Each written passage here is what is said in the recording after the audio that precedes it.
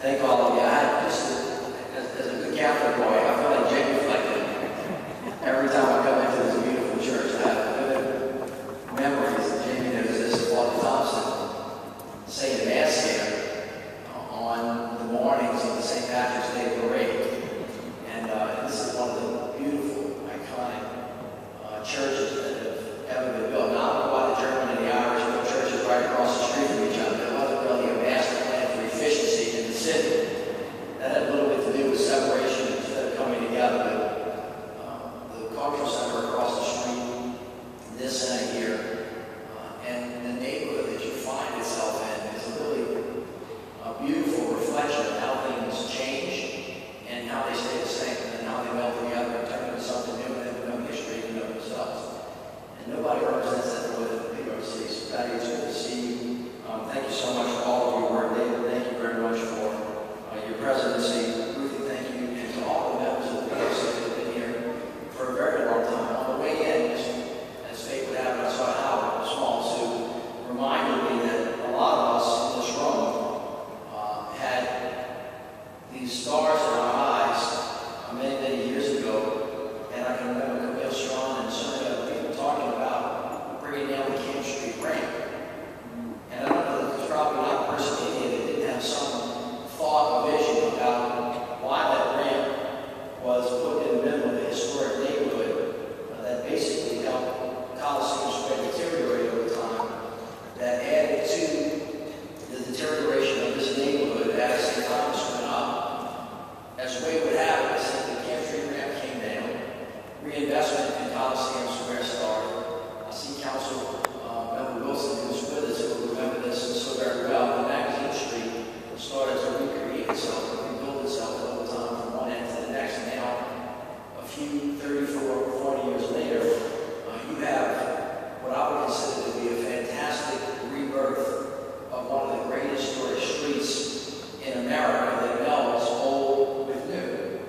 As a matter of fact, one of the great achievements, you may disagree with this, but the renovation of the bus barn, Peggy had a lot to do with on Magazine Street, is a really beautiful example of how you take old and new that helps really kind of solidify neighborhoods and move through it. And therein lies the great challenge of a beautiful city like New Orleans that the PRC has been in the forefront of.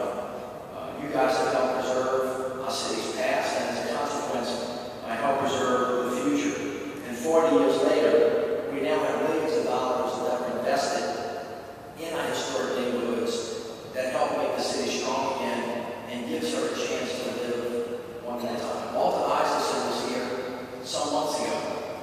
And Walter Isaacson during Entrepreneur Week, a week where new people are invited into the city, the people that have been here for a long time, to create something out of nothing and do things that have never existed before. And said that the city of New Orleans has undergone 3 renaissances. And he listed the first 2, and he said that we are in the midst of the 3rd one in the history of the city of New Orleans, and I agree with him. We didn't get here on purpose. We got here by chance. Katrina almost destroyed the city that was, but historically, actually, it's not the worst thing that's ever happened to the city. When you think about the pestilence and the famine and the floods and the fires that the city of New Orleans has suffered through. And as Lawrence Powell has said, even on this accidental place that got here after a lot of fighting, and in the shadow of cities like San Francisco and Chicago that have rebuilt themselves, I think the big message is that cities are resilient. They will find a way to regenerate.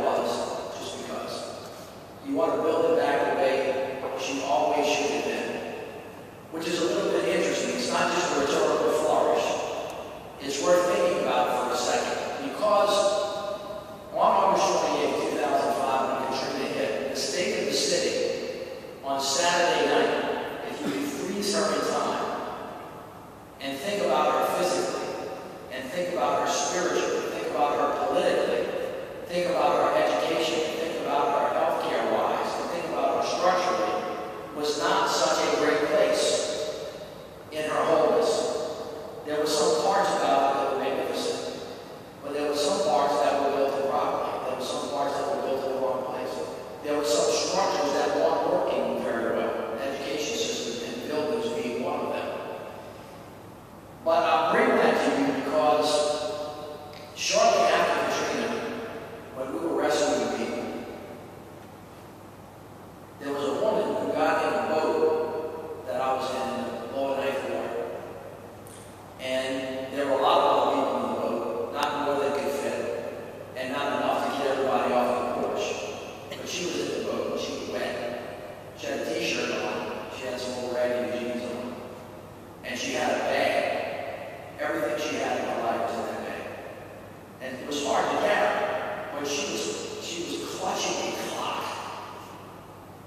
Just one of the more humorous things that happened when people were in distress.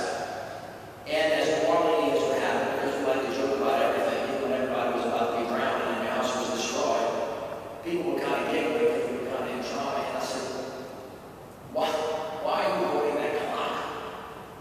This is a true story. And she said to me, well, I just lost my house.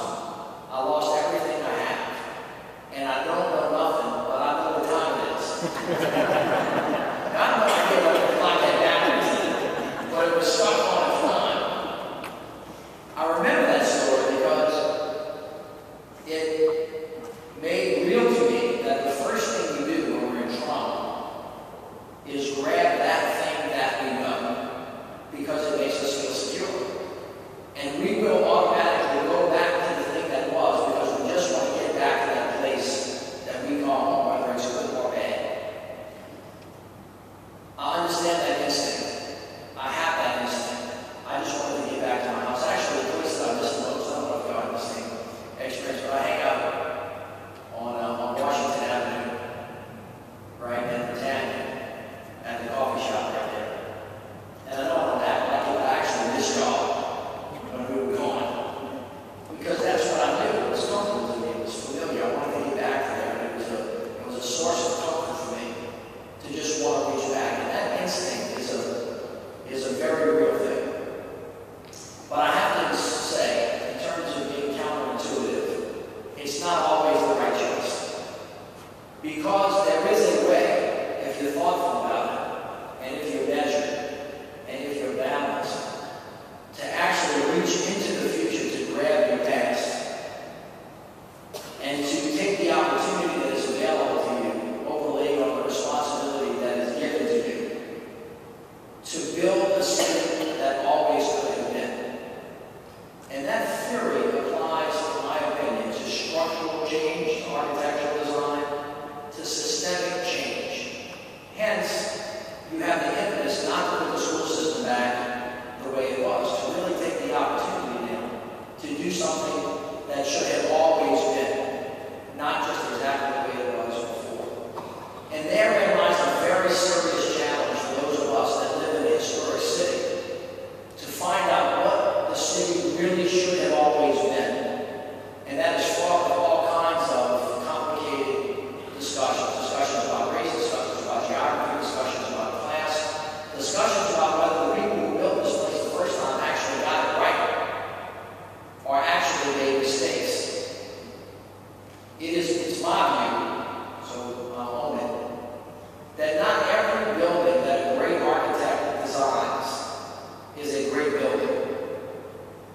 Just like not every song that Aretha Franklin sang is a hit, or every song that Pat Riley sang was somehow a masterpiece. And I think that many folks would agree that not all of that work is good, and that saving something just for the sake of saving it that doesn't solve a problem in the future isn't necessarily always the job just because. That there is a purpose, there is a soul, there is a culture. We need to be smart enough to figure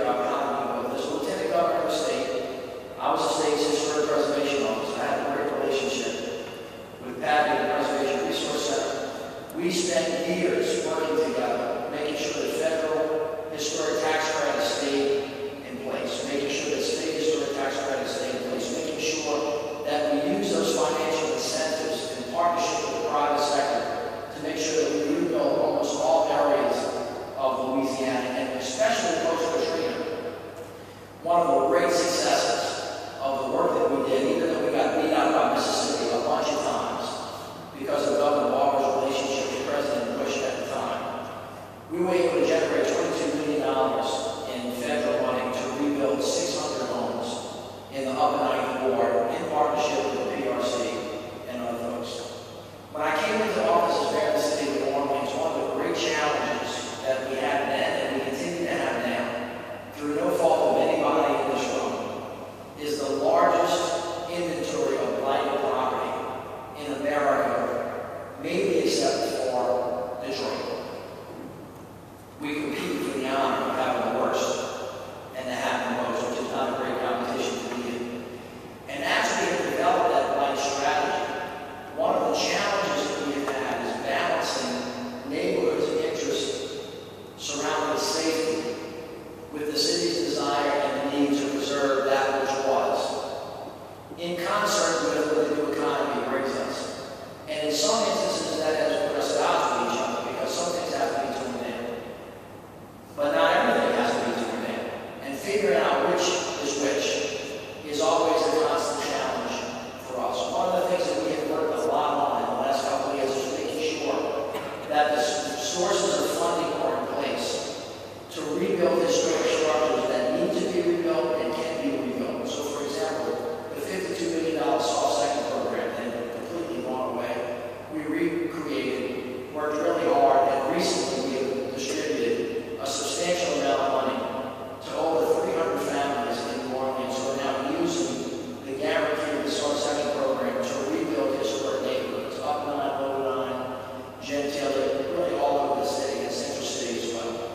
We are right now using huge amounts of disaster and community development block grant money to rebuild historic libraries. So many of us remember Rosa Keller so fondly. You remember the home that's there now, there's a library on Napoleon Avenue and Broad Street that was a home. It was renovated before Katrina, it got destroyed after Katrina, and we have taken the opportunity to meld old with new and to retain that historic site. The Cedar Harbor Library in Algiers, in old Algiers, is being rebuilt. And there are hundreds of examples of us reinvesting in historic properties with new technology and new design to meld old with new. And that is the challenge of the city of New Orleans as we go forward. When you look at older cities in America and in Europe, in some instances, natural disasters or man-made disasters that have torn cities asunder and brought them to the ground gave them a chance to build something different, which today we consider historic. And you see that in San Francisco, you certainly see it in Paris. And it is the challenge of the city of New Orleans, who at one time had 690,000 people. That would have been around August of 1960. At that time, historically better than Houston, bigger than Atlanta, right? And now substantially smaller. What does the future of New Orleans look like if you want to compete on an international or national scale and potentially grow the city back that large? You have all kinds of challenges, and there are people in the city who say, you know what, the city's a nice size right now. 360,000, we're actually the fastest growing city in America as we speak. We had 9,000 people move in last year. We hit a plateau after Katrina, but then in the last couple of years, it's gone up exponentially. I don't know if it's going to keep going that fast. I hope that it does. A lot of good firsts coming our way. A lot of major steps forward, a couple of steps back. Mother's Day was a terrible step back for us. We have disincentives and challenges that we have to deal with. But we have foundational changes that, in my opinion, can make this city a great place to live, to work, and to play. I don't need to repeat the entire state of the city address for you, but one of the things that our administration is doing is purposefully investing in and concentrating on things that were not there for a long time. We call those foundational bricks. So you will see us going slow and going deep rather than going fast and looking for an early win. We see ourselves as a transitional administration, whether we're here for 4 years or 8. To us, that is like a flash in time in the history of the country. And we see ourselves as a group of people collectively that have to stop the city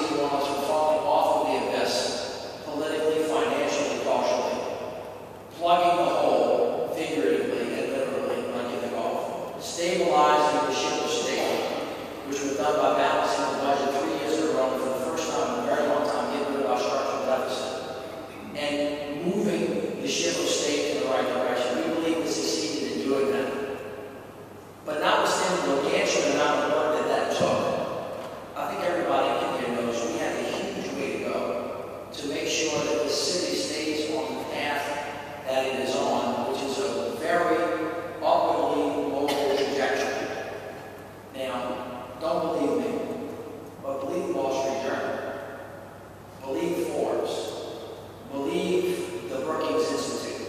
Believe the U.S. Census Bureau. These are third-party verifications that forever had New Orleans on the bottom of every list that matters. And now, in the past 24 months, on the top of every list that really counts. Does that mean that we're out in the woods? No. But I think it's fair to say that notwithstanding the bad thing that happened on Mother's Day and the difficulty that we continue to have with murder, that the rest of the nation who is counting the things that matter see New Orleans as a place to go. That doesn't mean that we don't have continuing and significant challenges that are necessary that are going to affect the kind of money that people have to invest in neighborhoods. And they are making the city safer. They are making sure the government is honest and effective and efficient. They are an education system that actually teaches kids good things and makes sure that their test scores continue to improve. By the way, I don't know if y'all noticed or not, but the graduation rate of kids in New Orleans now is now outpacing Baton Rouge, Shreveport, Lafayette, and the state as a whole. That's the first time in the history of the state.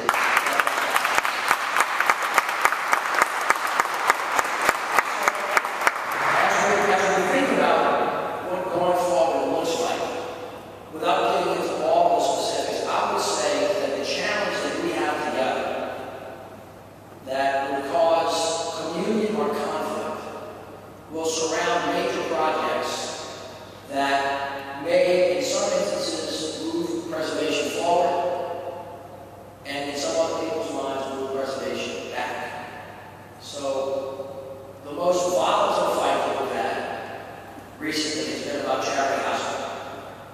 You now see a new university medical center going up. There will be 12,000 jobs there. If things work out the way they were designed and supposed to, you will build a new knowledge-based economy that comes out of healthcare, which is the fastest growing economic sector in America. You will have a team of doctors there who will concentrate not only on providing care to the indigent and teaching individuals how to be doctors, and doing research on new things, but you have a whole new level of care that we call coronary care. I didn't know what that was, so I had to let somebody explain it to me and spell it. But primary, secondary, tertiary, third level of care, coronary. That means really high fancy stuff that only smart people understand. But I mean, it can basically be explained simply like Dr. Nick was on, who, along with neurosurgeons and neurologists, will do research on the brain.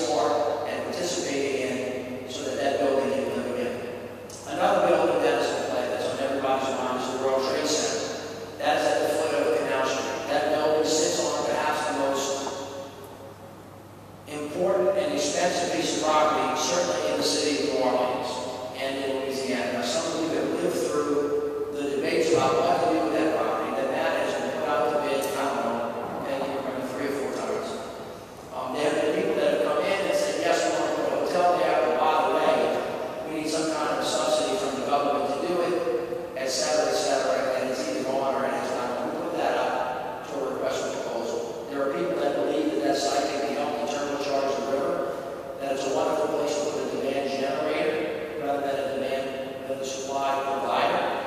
That matter is out. Some people have suggested that's an historic building, that building ought not be touched.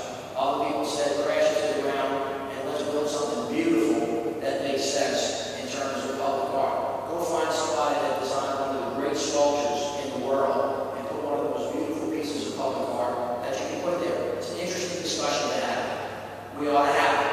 For those of you that think that that's a wonderful building and you want to keep it there, you ought to make your voices known. For those of you that think that something beautiful and different and new that one day can be historic, that actually can change the face of the river in New Orleans, you should participate in that discussion as well. Those two particular angles will at the end of the day reflect what the city of New Orleans will be. A third project that's in play. Some individuals have the thought that we ought to take down the Claiborne Expressway. We've been studying that for a couple of years now, and I think it's under review. A lot of people think it's a great idea. A lot of people think it's not a smart idea. A lot of people think that not interested in reconnecting the neighborhoods, interested in traffic from the port and people being able to get in and out of the city early. This harkens back to the expressway fight that was held in the city back in the 60s and 70s. A lot of people in this room have been involved in that discussion. Another major thought for all of us in this city about what we want to look like and how we're going to engage. All of these issues are in play as we speak, but they all come back to the central theme of, or the central question of, who is New Orleans and what should she be? And how do we take this opportunity, which I would rather refer to as a responsibility, and take all the competing interests and find a common vision that will make New Orleans strong and stable for generations to come. Now, of course, the discussion that I just had with you premise for the moment that the levees are strong and the levees will hold, and I believe that they will. Now, we argue for Category 5, we got Category 3, and we continue to have to make sure that we as a city are protected by coastal restoration and the levees. And if we can secure that future, then the city of New Orleans, in my opinion, has a very long and bright future, and one that is worth designing and building now. And as I said, build for the ages. But it is not going to be done by accident. It is going to have to be done by purpose. It is going to have to be thoughtful. And everybody who has a stake in the city of New Orleans is, in my opinion, going to have to be open to other folks' ideas, to think through that, and to lay the foundation that will help New Orleans become the beautiful city that she always should have been. Because it is my opinion that we lost our way somewhere on the way to the farm 40 or 50 years ago. And without ascribing fault or blame to any one particular group or class of people, or the political establishment, or the business establishment, or the racial establishment, it is fair to say that the city of New Orleans got off track. That is the only way that you can explain a city going from 690,000 people to 460 before Katrina and trending aggressively in the wrong direction. We have now stabilized and we're now going back in the right direction, to the extent that you count your success by the numbers of people that actually move into the city of New Orleans. That's an interesting question because some people do not. Some people want to stay small, right? There is a way to have a small-town feel and to have a world-class economy. And the question is, how do you become a 21st century knowledge-based economy, which, ladies and gentlemen, that is where the world is headed. How do you do that and still preserve your rich, delicate, creative authenticity that is second to none in the world? That is our challenge. It is, in fact, a great challenge to have. And it's going to require a lot of very thoughtful, smart people with vision and with common purpose and common sense to actually make it happen. I think that we have a very brief moment in time, ladies and gentlemen, to actually get this right. I don't know what's coming next. I don't know how long what we're doing right now is going to last. I know that it's not happening by accident. And I know that you don't always have a lot of second chances. So it's incumbent upon us to try to get it right, to put it in place, to stabilize it, and to secure it so that it can be sustained over a very long period of time. I think that one of the things that I see in the city that I have not seen in a very long time is a willingness for the people of New Orleans to deal with the tough issues now. It's really easy as a politician, and I'm going to speak for myself because I don't have so many politicians.